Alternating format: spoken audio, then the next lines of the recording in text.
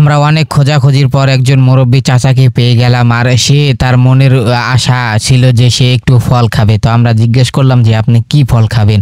সে বলল যে আমি দুটো কমলা খাবো। কিন্তু আমরা দেখতেছি যে সেই কমলাগুলো আমরা পাই কি না, যে আসলে বাজারে কিন্তু এখন কমলা পাওয়া কিন্তু খুব একটা কষ্টকর হয়ে গেছে। তো আমরা একটা দোকানে গেলাম, যে আমি বললাম যে এই দোকানে গিয়ে যে আপনাকে আমি দুইটা আনারস কিনে দিই। সে বলল যে না, আমি আনারস খাবো না, আমি দুইটা কমলা খাবো। তো দোকানদারকে আমি জিজ্ঞেস করলাম যে ভাই কমলা আছে কিনা? সে বলতেছে যে নাই। তো এই মুরব্বী চাচা বলতেছে যে আমি দুইটা কমলা খাবো, আমি দুইটা কমলা আমার খুব পছন্দ, এই জন্য সে দুইটা কমলা খেতে চায়। সে বলল যে তো কমলা তো নাই, তো এখন কি করব? তো আমি বললাম যে কমলা কোথায় পাই? সে বলল ওই পাশে দোকান আছে, ওইখানেতে কমলা আছে। তো আমি দোকানদারে বললাম যে ভাই সে তো কমলা খাবে, সে তো আনারস খাবে না, তো আমরা ওই দিকে যাই, যে ওই দিকে গিয়ে দেখি যে আসলেই কমলা পাওয়া যায় কিনা। তো মুরব্বী চাচাকে বললাম, চাচা চলেন আমাদের সাথে, যে আমরা কমলা পাই কিনা।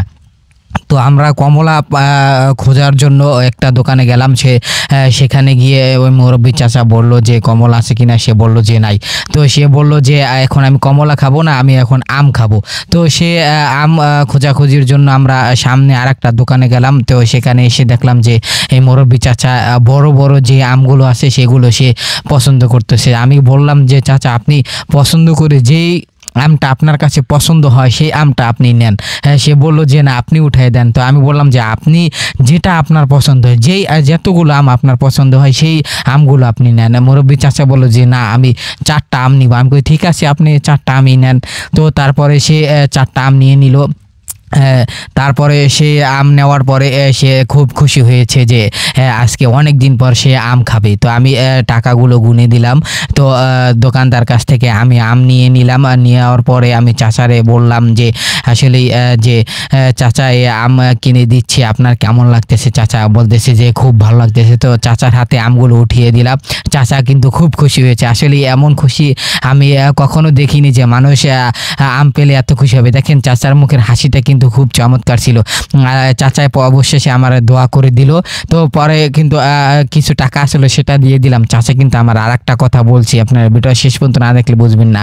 সে বলতেছে যে এই যে আপনার আমি আম কিনে দিলাম, আমি আপনার কেমন লাগতেছে? সে বলতেছে যে আপনি তো আমাকে আম কিনে দিয়েছেন, কিন্তু আমার আর একটা আবদার আছে যে আমি দুধ দিয়ে আম খাবো। তো পরে আমি তাকে দুধ কেনার জন্য কিছু টাকা দিলাম। সে আরও খুশি হয়ে গেল। আসলে সে এত যে খুশি হলো ভাই, মানুষের মনে খুশি যে সামনাসামনি না দেখলে বোঝা যেত না, এই ভিডিওটা না দেখলে আমরা বুঝতাম না। দেখেন চাচা এখন আজকে খুব আনন্দের সহিত আম দিয়ে দুধ দিয়ে ভাত খাবে। দেখেন, আর আপনার ভিডিওটা সর্বোচ্চ শেয়ার করে দিবেন, যে প্রত্যেকটা মানুষের যেন এইভাবে মুখে হাসি ফোটাতে পারে। দেখেন চাচার মুখে কত সুন্দর হাসি। তো ভিডিও